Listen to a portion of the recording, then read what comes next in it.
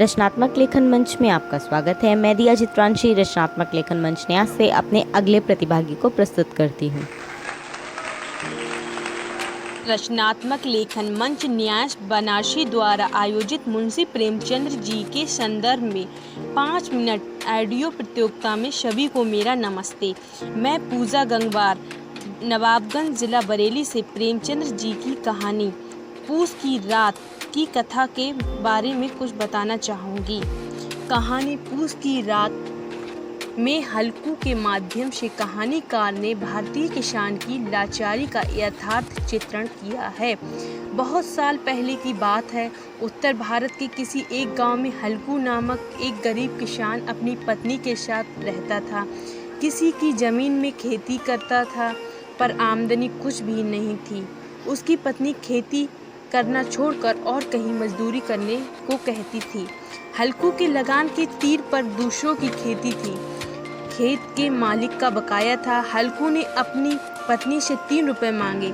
पत्नी ने देने से इनकार किया। ये 3 रुपए जाड़े की रातों से बचने के लिए, कंबल खरीदने के लिए जमा करके रखे थे। मालिक के तगादे और गालियों से डरकर उसने वे 3 रुपए निकाल कर दे दिए। जमींदार रुपए लेकर चला गया। पूष मास आ गया। अंधेरी रात थी, कड़ाके की सर्दी थी। हल्कू अपने खेत के एक किनारे ऊख के पत्तों की छतरी के नीचे बांस के खटोले पर पड़ा था। अपनी पुरानी चादर ओढ़े ठुठुर रहा था।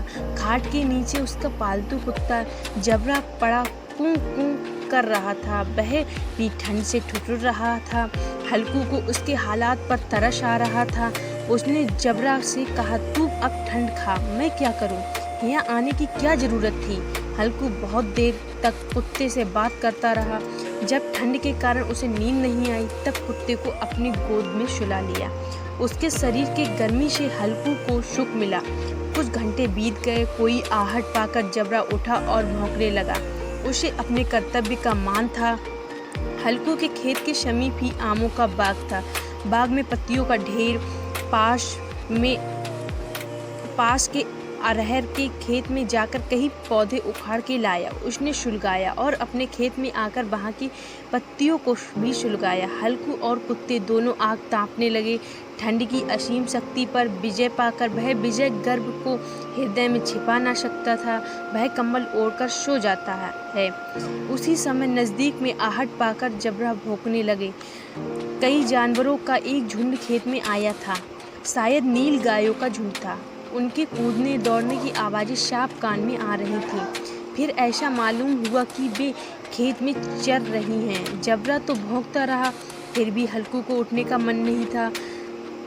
नील गाय खेत का सफाया किए डालती थी और हल्कू गर्म राख के पास शांत बैठा हुआ था और धीरे धीरे चादर ओढ़कर सो गया। उधर नील गायों ने रात भर चरकर खेत की सारी फसल को बर्बाद किया। सवेरे उसकी नींद खुली। मुन्नी ने उससे कहा, तुम यहाँ आकर रम गए और उधर सारा खेत सत्यानाश हो गया। दोनों खेत के पास आए। मुन्नी ने उदास होकर कहा, अब मजदूरी करके पेट पालना पड़ेगा। हल्कू ने कहा, रात की ठंड में यहाँ सोना तो ना पड़ेगा। उसने यह बात बड़ी प्रसन्नता से कही। उसे ऐसी खेती करने से मजदूरी करना बहुत हद तक आरामदायक है। मजदूरी करने में झंझट तो नहीं। मैं अपनी बात यहीं पर समाप्त करती हूँ।